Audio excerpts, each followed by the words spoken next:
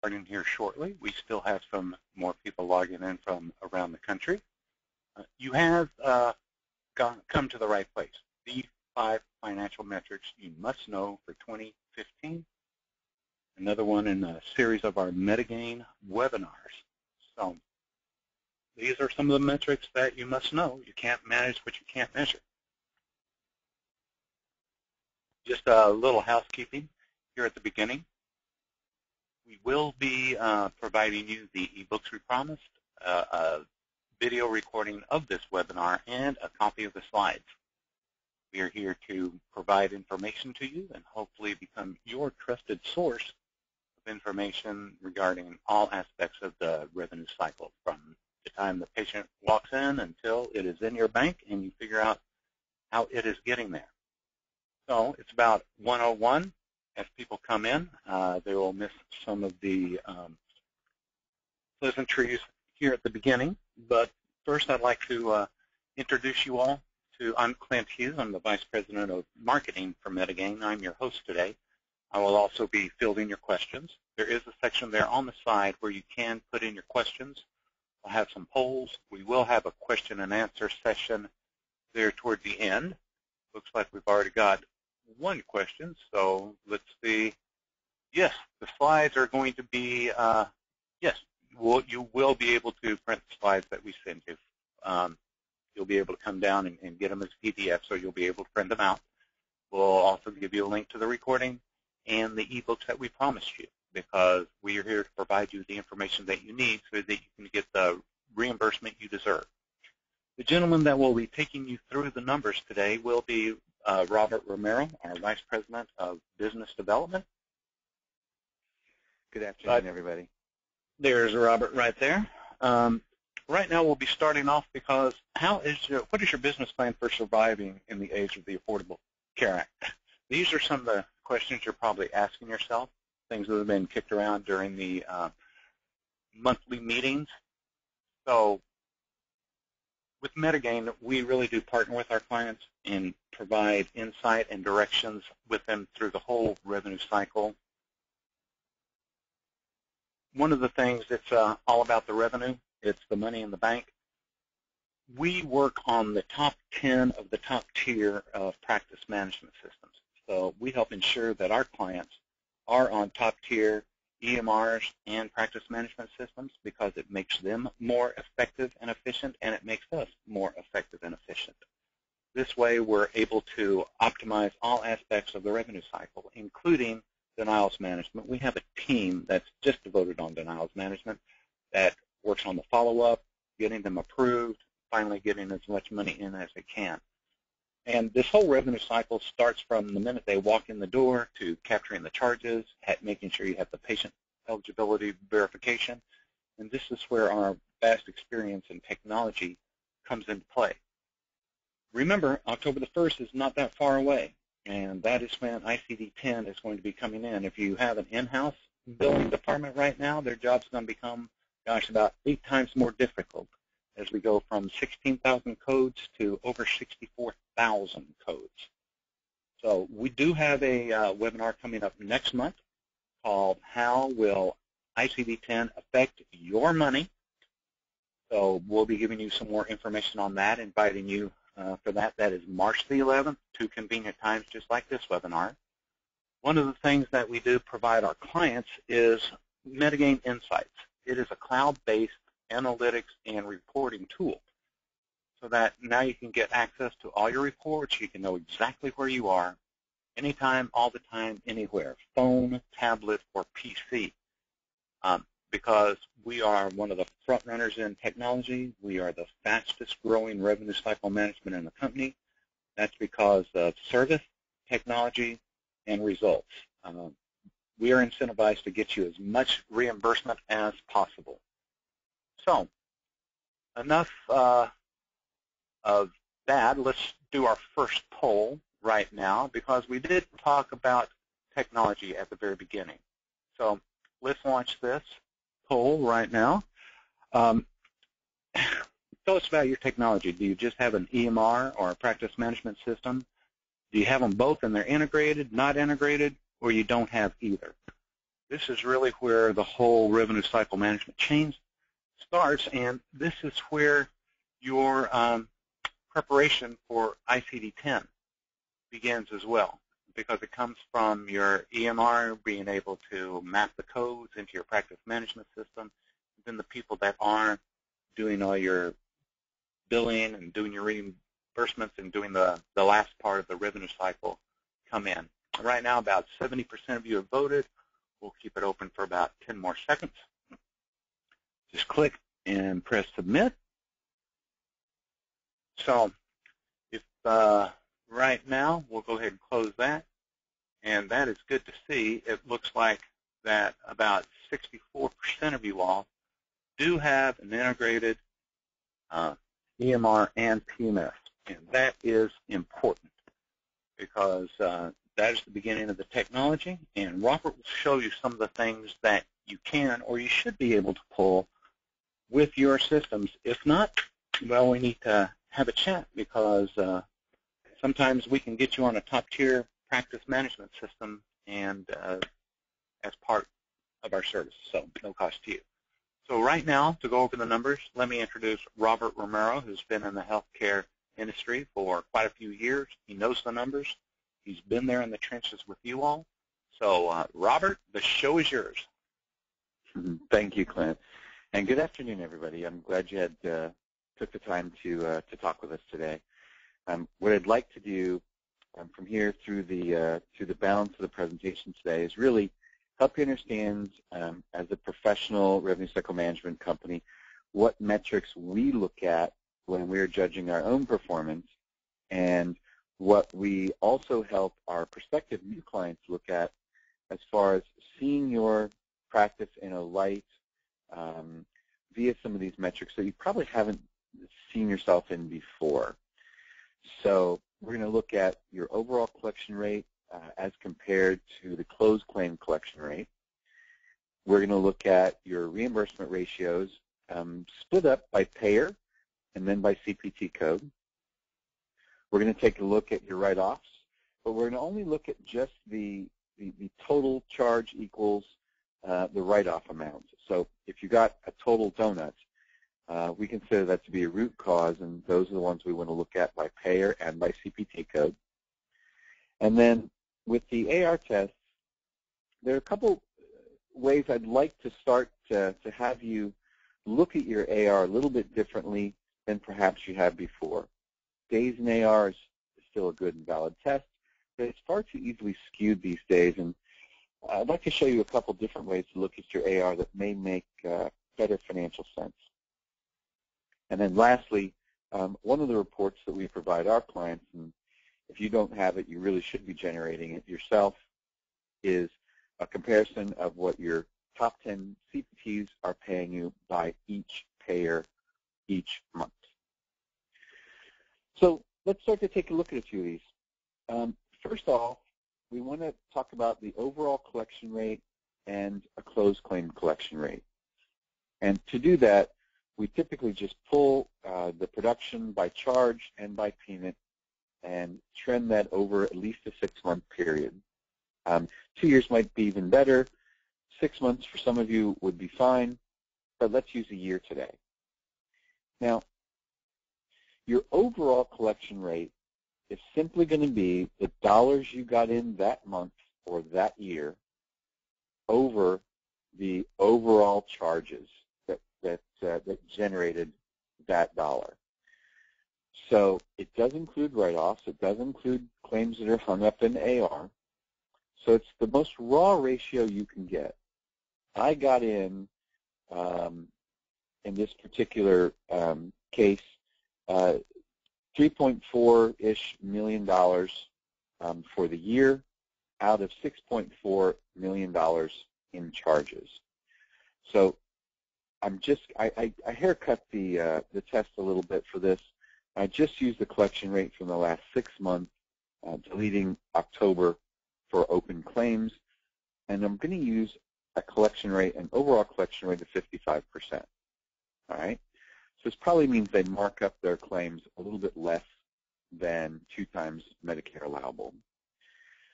I'm going to use that as my baseline.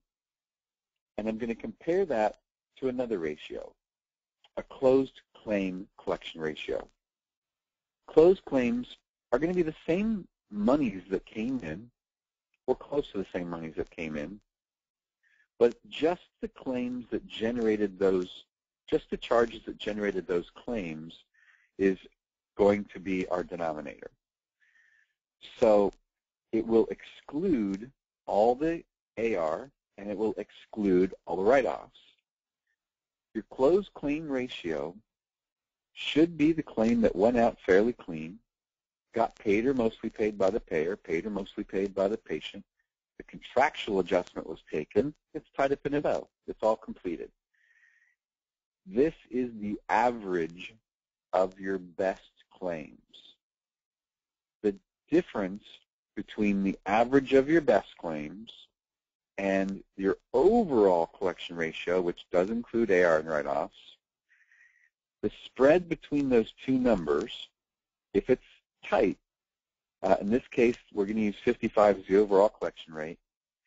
If the closed claim collection rate was 56 or 57, that would mean that almost all the claims are getting closed out reasonably well paid. If there's a big gap between the two numbers, and in this case, if you peek about halfway down the bottom right-hand side, we note that the closed claim reimbursement rate for this particular test in this particular practice was 65%. Don't look at them on a 100-point scale. Look at them relative to one another. And we ask each other the question, what if all of my claims got paid as good as the average of my best claims? What if my 55% number was really 65%? What monetary difference could I target as a room for improvement in my practice just by looking at these two numbers? In this case, it's about $53,000 per month, okay? That's the differential between 55 and 65 and their overall average charges per month, okay? So also on the page, you can see a few other numbers because of the trending, and I highlighted them for this particular group, the collection rate, the charges, and the payments per visit. The charges line, which is the first yellow highlight and the orange afterwards, it's a good looking increase from the average early in the year of charges to the average later in the year of charges. However, the collection rate goes the wrong way. So early on in that red highlighted area, kind of in the middle of the chart, you can just quick look see that the average collection rate there was higher than the average collection rate in the orange box. So something happened along the way that's lowered their average collection rate while their charges were going up. They're working harder for less money. And the double check is the payment per visit, which is the bottom line across. Once again, it's easy just to eyeball, but the average payment early in the year was $172, but latter part of the year, only $150. And if the services and the fee schedule are the same throughout the year, then this is a symptom we see actually often where a practice has simply outgrown the manpower of their either internal billing partner, or internal billing group, or small local billing partner. Okay? This is a pure symptom of exactly what tends to happen. Charges go up and there just simply is no time to work on rejections, denials, and other things that peak your overall collections rate. So let's look at our next test. Here we're going to basically split some reimbursement numbers between payer and code. So reimbursement ratio, once again, like the ratios we did earlier, we're just going to look at the closed claims. So these are the claims that went through about the way they were supposed to, the contractual adjustment was taken, and the payer and patient paid or mostly paid what they were supposed to. the average of your best claims. In this particular test, the closed claim reimbursement ratio is 38%, as highlighted kind of in the dead center of the page. And then you can see the reimbursement ratio by payer up above that. The Medicare reimbursement ratio is also highlighted, and it's a good baseline to use in judging your commercial payers. So in this particular practice's payer mix, Medicare isn't near the top, but it's not the bottom either. So I think statistically it gives us enough money to measure some of the other payers. So at Medicare at 27%, all the charges were marked up, whatever percentage they were. The 27 cents on the dollar came in per charge on this closed claim, averaging your best claims. So it should be a pretty solid number. I'm going to glance, up a couple lines to Aetna. For most of you, Aetna should have a little bit better contracted rate that you should be receiving than Medicare. So to me, the Aetna claims, if they're using the same fee schedule, may have some issues because we're only getting in the same amount as we would with Medicare. And I don't know if it's a pre-auth at this point.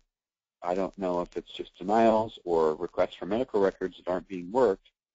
But something is holding back the reimbursement on Aetna, and that would be a great place to trace back and look and see how well we were doing. The very top line, Blue Cross, 26%. We're actually getting less than Medicare.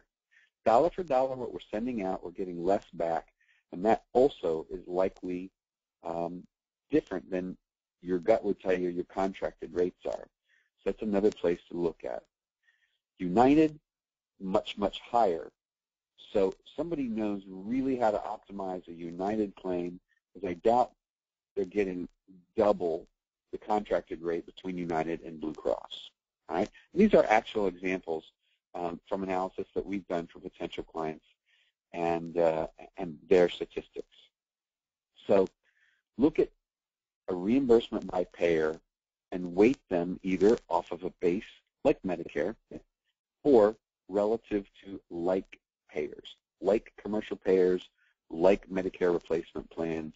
Put these in a group, and if you're performing better or not so good, one compared to the other, then these are routes, places you should trace back and look at your processes.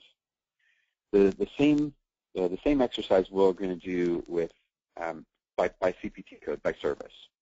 So on the following page, what we're going to look at the same exact practice, same exact reimbursement ratio at 38%, closed claims, except this time we're going to break it up by service or by CPT code. Once again, you want to group these and compare these like service to like service. There's a little anomaly we see often out there. It doesn't show up on this test, but just to give you a broad perspective, we do these basically every day for potential clients. And we've seen a trend where a level 4 office visit, a 99214, sometimes has a better reimbursement ratio than a 99213 or a 99212. And what's happened over the last few years is your providers have gotten much more conscious about keeping their documentation nice and clean and good and complete, because they know they're asking for more money on a higher level code, a more complex patient, longer visit, more risk of morbidity, everything else that goes to the E&M level being level 4.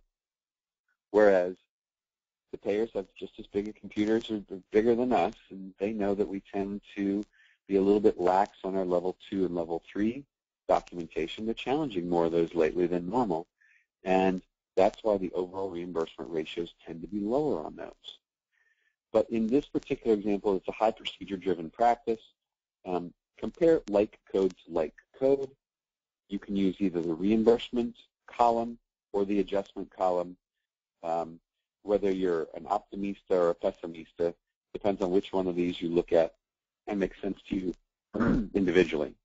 I like looking at the reimbursement ratio because I can pull like services, excuse me, to like service, and if I'm getting a better reimbursement ratio from one to the other, maybe it's pre-auth, maybe it's documentation, maybe it's responsiveness to rejections and denials, but something, some way is affecting one code versus another.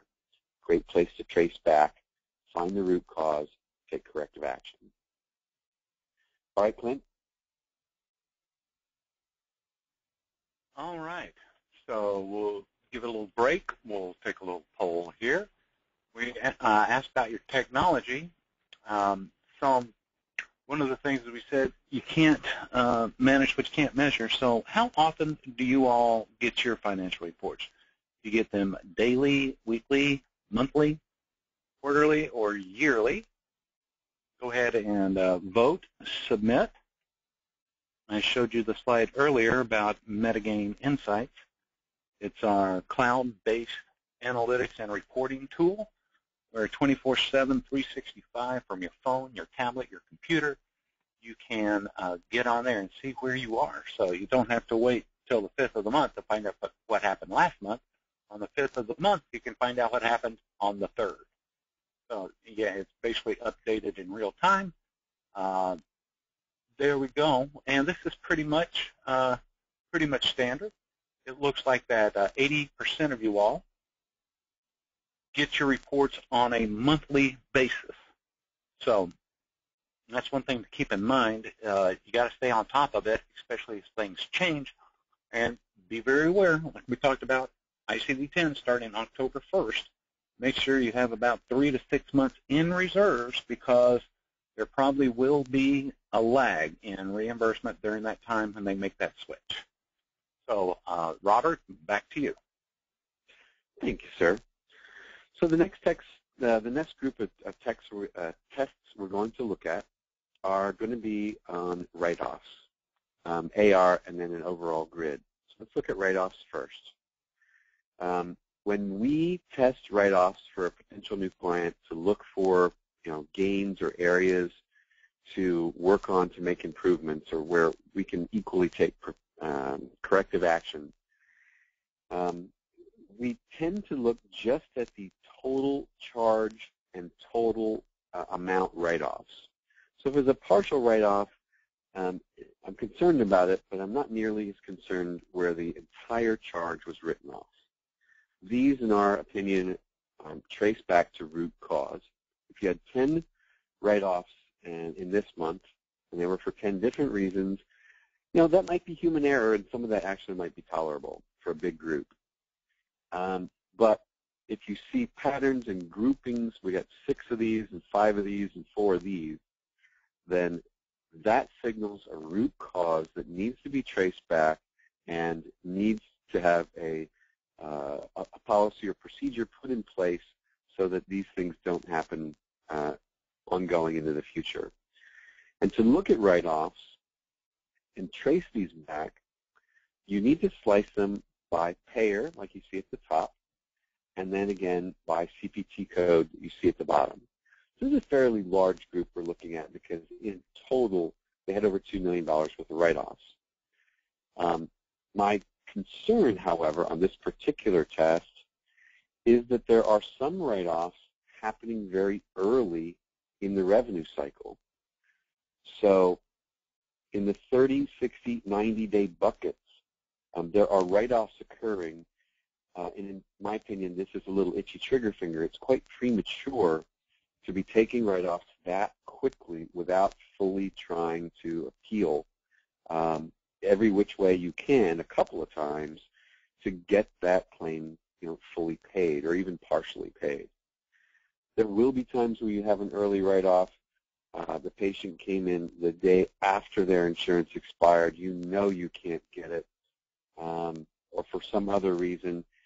And sure, you'll have an early write-off from time to time, but they should be quite minimal. Follow your accountant's advice if they say to write them off at 180 days or 360 days or in July or in January. Do that. But write-offs that are total write-offs means and these pain me because it means we gave away a service, or you gave away even some costs to perform some sort of procedure or some sort of visit, and you got paid absolutely nothing.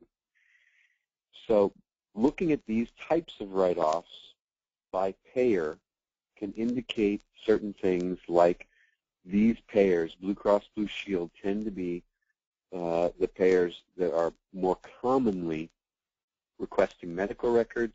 They have their own special edits, and if you're not submitting the claim cleanly the first time around, you're going to have to come back and address it again.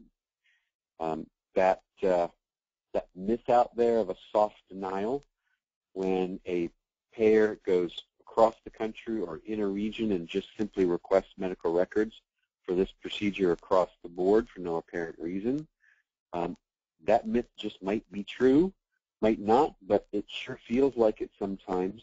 And if you're not addressing those denials for records or for information, they know that only X% of all the ones they send out are going to be addressed, because certain people just won't take the time to appeal or to provide the medical necessity or whatever it is they're asking for.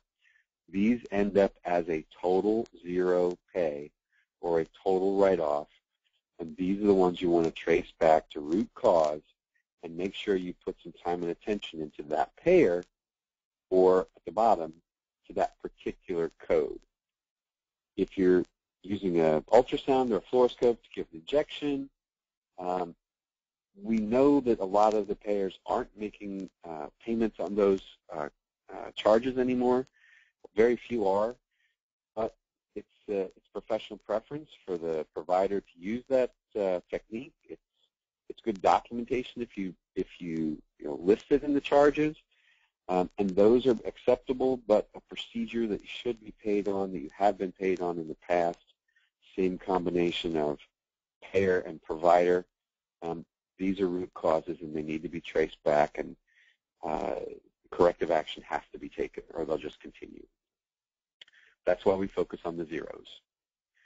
On our next test, we're going to look at AR in a couple of different manners than we've previously looked at AR a lot historically in the past.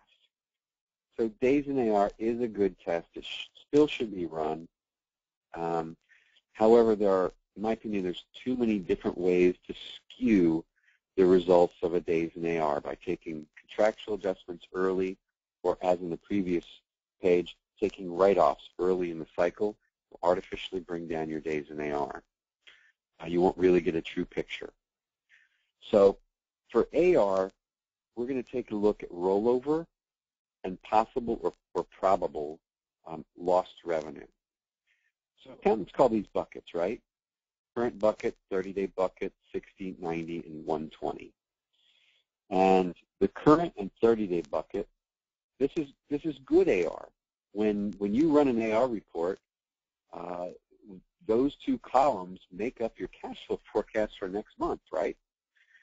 But the 60 and the 90 and the 120 means that something's gotten out of bounds and something needs to be addressed to get that claim unstuck or to get it paid. Or it was partially paid but nowhere near your expectation, so it remains in accounts receivable. In this particular example, it's a great exercise, it's a must-do exercise to look at your accounts receivable by payer and by code, just like the write-offs. And when you see patterns in your codes and certain AR that's piling up in certain codes, or certain AR that's piling up by certain payers, you know where to go back, where to look at documentation, pre-auths. Are we working the denials as best we can? Are we putting our best efforts into getting these claims paid? And the higher dollar amounts in AR need to get the focus first and foremost. Rollover is probably a better viewpoint of AR than days in AR in modern era. And rollover is pretty easy to spot, and it's pretty easy to see. look at the total line across the bottom of either one of these graphs. This particular practice, having very little in the current, and I can see all the procedure codes on the left-hand side. My guess is they have a decent delay waiting for dictation or whatever in getting their charges submitted. But the 30-day column, that's their good AR, right? The next column should cut in half. The next column should be 10% of whatever the full column is. And the final column, or the fourth period column, should be down to the 2 to 3% range. It should be a very sharp slope down from the current 30, 60, 90, and then eventually 120-day AR as claims are collected over time and denials and requests and things like that are addressed over time, once, twice, sometimes even 3 times. In this particular case, notice in the 90 and in the 60-day column, the numbers are almost identical. And this is a textbook illustration of rollover. I don't know what the day is, but I could guess it's probably 45 or 50 days into their revenue cycle. They're getting all the money in that they're going to get. Anything that goes past day 50, and definitely before day 60, is being just simply not addressed or not worked, and it's rolling over. Imagine you take a snapshot of your AR last month, and then you take a snapshot of your AR this month. If the 60-day column last month in total becomes the 90-day column in total the following month, and piles up in the 120 plus column in that next following month, that's rollover.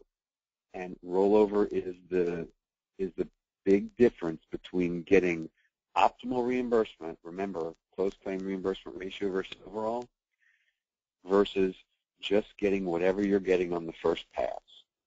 This group is getting a certain number of clean claims out, getting paid, and whether it's lack of expertise or usually it's just simply a lack of manpower available. Things that get past that first payment are just simply not getting addressed. They're rolling over.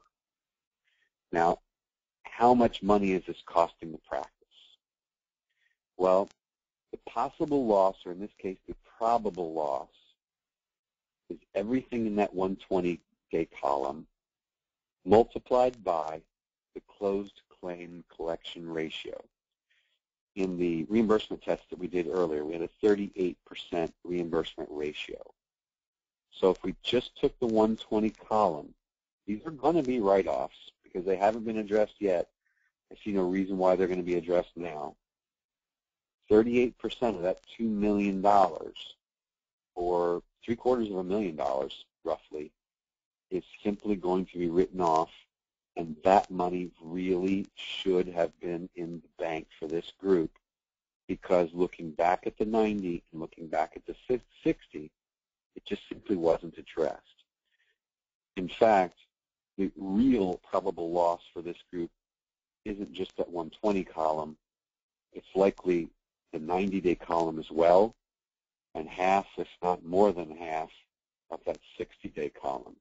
So you're looking at over $1 million loss likely for this particular practice in AR that really could have been addressed if they ran this report, looked at what codes they were piling up the most AR on and what payers they were piling up the most AR on.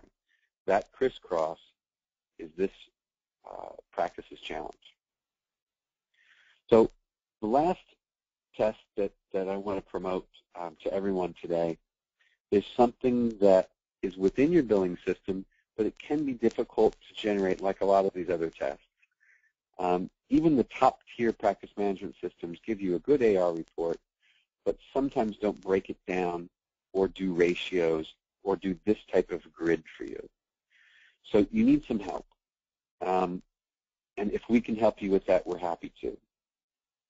So all of the CPT codes on the left, the top 20, all the payers across the top.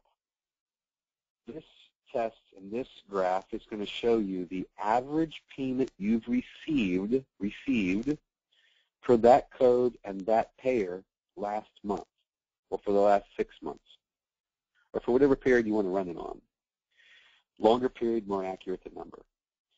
But shorter period, the more you can see a trend of change, up or down, by the way. So these aren't your contracted rates. And the first time you ever see this type of test done on your own practice, I guarantee you're going to think, how close is this to my contracted rate? Remember, these are the average payments received, all right? And the next month, if you see the same test, you're likely to make a little bit different comparison. Well, of all these codes that are in the same family, which one am I getting the most of out of each payer?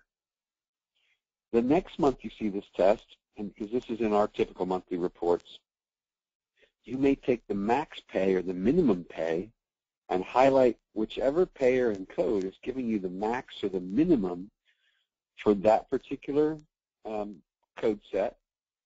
And inside of that information, remember, your billing system's got a lot of great billing information, but it's got a lot of good business information in it too. Where's my span? Where's my range fall between my best and my worst payer on that particular code? The following month, you'll probably highlight the entire Medicare column and use that as a baseline to judge how much over am I with my better payers, and do I have anybody that's actually paying me less than the Medicare allowable? If your contracted amount is above the Medicare allowable, but the average payment received is below that Medicare average payment, then there's an issue on that particular code and that particular payer. And when we trace these back, these are where we can all address, is it coding, is it documentation, is it pre-auth, is it denials management? It's one of those four, and you can use these types of reports to improve your ratios so that you answer that first question we asked. What if all of my payments came in as good as the average of my best payments? Each one of the subsequent tests we went through show you where to focus attention or show metagame.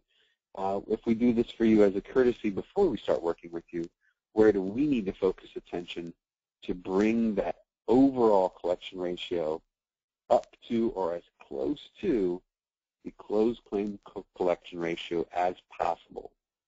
All right? So, Clint, with that, I think you've got one more poll question, right?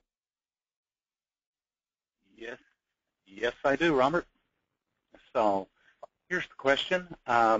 It is all about the Benjamins, as they say. So how do you obtain your reimbursement? Do you have an in-house team? Do you outsource it? Do you have a combination of in-house and out? We showed you a lot of reports today, and what percentage of systems do you think Robert can pull out all those reports? Because I know we have a specific business intelligence team, and some of that stuff our guys pull together. But on a standard system? So all of the top-tier systems have this data in the claims level information. Not many of them actually can report on it like we're looking at today. If you're a very large group and you've got a good IT team and they can connect to that database and pull these types of reports, hopefully you can tell them, hey, I saw this report and I want it out of our system. They should be able to get it for you. If you're a practice with less than 25 providers, you may not have that robust a team dedicated to your IT. We'd be happy to help. Like I said, we do this every day. We do it for genuine prospects of our company, where if and when you're considering to use a professional practice, we'd be happy to do all of this as a courtesy. It takes about 2 weeks. But we pull that claims level data, run all the tests. Then I'm just about this amount again, probably up to 10 or 12, and we can present that to you. It does show you where you're doing well and then where you've got room for improvement, and probably if it's time for you to use a professional service, if you've just outgrown your in-house team or your local biller, whether that might be right for you. If it makes a big enough financial impact, then we all should financially consider working together. Because all that data you showed them today was from actual clients that were looking at coming on board, having Metagame handle their billing and reimbursement, right? So these were real practices? Yes, absolutely. These are pages I just pulled out of reimbursements studies that we did over the last few months, and it really helps the practice administrator or the lead general partners of the physician group understand how their performance is, the way they do things today, and if it cost justifies itself to use a professional service. And here's some, the results of about 57% of you all have an in-house team, 36 have a combination in-house and out, and 7% of you all outsource your billing. So that's how you come with the people that are attending today. One thing to consider is the move that's coming up in October with ICD-10, jumping from those 16,000 to over 64,000 codes. So figure in all the costs on software, et cetera. We'd be happy to talk with you about that. Here's one of the questions, Robert. What percentage of AR should be in that 120 plus? What do you see as an average? Well, it should be as low a number as possible. So the MGMA, the Medical Group Management Association, says that a better run practice should receive 91.5% of all of your contracted dollars. They hold a professional group to a little higher standard, 95, 96. Some of our best performing clients get higher than that, 97, 98, and some even 99% of their collectible dollars in. But that's those that have a good EMR, use it correctly, and provide us just fantastic documentation. That's what makes up the last bit of getting the final claims appealed correctly and completely. So whatever your first two columns are, your current and your 30-day, that's good AR. Your 60-day column should be far less than half of whatever your 30-day column is, maybe 20, 25%. Your 90-day percentage should drop even lower, 6%. And your 120-day will be the claims that you really can't quite get in for one reason or another, whether it's you, whether it's us. It's going to be 2 or 3 or maybe even 4% in there for certain specialists. But the angle of that downward slope should be sharp. And whatever's in the 120 really should be only the very last bits and claims that you can't possibly get in, or maybe take the longest appeal possible. 3 or 4% is tolerable and acceptable. If you're a private practice doing it on your own, MGMA says 8 or 9% is tolerable or acceptable. But you should always strive to have that be 0. It's never the case. But 1, 2, 3, 4, 5 is probably okay. And Robert, does that, because somebody asked about the industry average of write-offs from patients, and the self-pays. So do those percentages hold true on the self-pay patients? No, not really. The self-pay patients have always been a challenge for whoever asked and everybody else on the call and the webinar as well, and all of our clients too. So the best case scenario is just have good policies and procedures in place, have a great front desk policy in place, good technology so that you can automatically or instantly verify benefits, make sure that the patient knows what their copay and coinsurance obligations are, and accept that money up front. I mean, you, me, and all of us on the phone, we don't go to our doctor anymore without expecting to pay our copay and coinsurance up front. And the patients out there are being trained to expect that more and more. The ability to get a patient statement out quickly and know the statistics, that if you don't get any payment from the patient after 2 statements without payment and then 1 demand letter, the statistical realization of getting any money in from them just goes to almost nothing. So get your dollars up front and then maximize what you're going to get from the patient within their first 2 statements.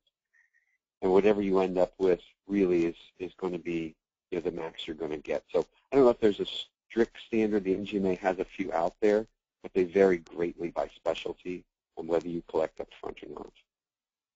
Is that part of that front office review that we do when we're onboarding people, bringing them on board?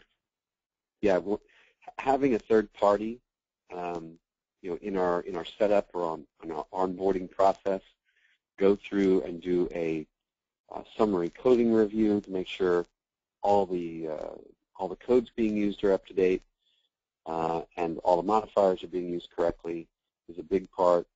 The front desk process review to ensure that the policies and procedures that the administrative group or the physicians think they have in place really are, and blending in any other best practices that we can at that time.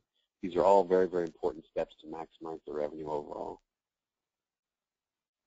Okay, and folks, yes, we will be giving you a recording of this webinar, a copy of the slides, and 2 of our newer, more popular ebooks as well.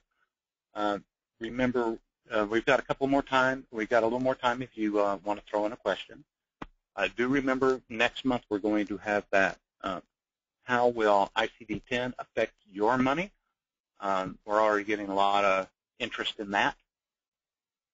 So let me see if there's, nope, that's, oh, yes, here we go.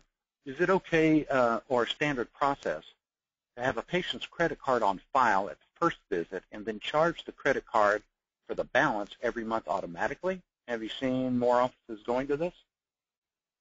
Yes, we do. And then it's more popular in certain specialties. But now with much higher deductibles, it's becoming more needed across the board. And with your patient's permission, of course, right then at that front desk initial visit, if they've got a $500 deductible, it's good that your benefits coordinator, your financial counselor, if you're a specialist or just a well-trained front desk person, can help them understand that we'll take $100 today and subsequently charge your card with your permission $100 each month the next few months so that you take care of your deductible with us and your deductible overall. And that's a good service you provide to the patient, and it's also collecting your maximum dollars. So yes, that type of routine is not only becoming more popular, but almost a necessity. Okay, great. Well, that about covers it for the questions. Matthew, we will get together offline and address your question. But okay, here we go. Robert, can you just redefine exactly what you mean by closed collection rate? And do you need me to go back to one of the slides? No, it's okay. We'll just have everybody grab a pencil. It's a pretty. The first time you hear it, let's just make sure we define it 3 different times. Because it's a ratio and a test you really should be looking at every month, if not every week. Your overall money that you got in this month or this year over all the charges that went out is your overall ratio. All right, simple ratio, money in versus charges out. The money that you got in for closed claims, for claims that were paid or mostly paid by the payer and paid or mostly paid by the patient, your in-house biller or you as the administrator took the contractual adjustment, it's tied up in a bow, and that claim is is a closed claim. It's the average of your better claims.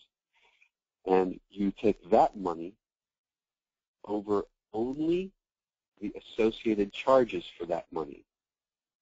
So your overall collection rate is going to have AR and write-offs in it. Your closed claim collection ratio will have no AR and no write-offs. The difference between those two is your target improvement. So if your overall collection ratio is 55, but your closed claim collection ratio is 65%, then the difference between those two is likely AR and write-offs, and that's what you can address to bring those two numbers closer and closer and closer together. I hope I answered that well. If not, please give us a call, and we'll run the ratios on your own system with your own numbers. And somebody asked what the date of that webinar was going to be next month, and it will be March 11th, same times, 11 Central, noon Eastern for the first session, and then 11 Pacific, noon Mountain for the second one. Emails will be coming out on that shortly. I'll give you some information when I send you the slides and the links to this video. And it is how will ICD-10 affect your money? That's about it for the questions today. Robert, do you have any closing remarks for the group? Just one. If we inspired you to look at your practice's numbers in a little bit more detail, then I think we did our job today. If you need some help with that, remember our business development management team, we're all good practice consultants, and we're happy to dig into your system and show you your numbers and help you understand all these types of ratios about your practice a step better than maybe you looked at them before. And it all goes into just running a professional business today, and it's just part of good management. If we can help you get you there, we're here for you. Great. Well, thank you very much, folks. As you can see, there's the website, and from the very top of the home page there, you can go see the Metagain Insights. That's our industry-leading cloud-based analytics and reporting tool, so that you don't have to wait every month for your financials. You can do it day to day to day in almost real time. I mean, it's updated like 6 o'clock in the morning every day. Have any questions, you can email marketing@Metagain. Expect an email tomorrow from me, Clint Hughes, with a link to where you can see the video, get the slides, and get the ebooks. Thank you all very much for your time. I know your time is valuable. And Metagain, we want to become your trusted source for information and also for reimbursement and profit. So thank you all very much. We hope to see a lot of you all next month on our ICD-10 webinar. Thank you, and let us know if there's anything we can do for you. Thank you, Robert. Have a great day, everybody.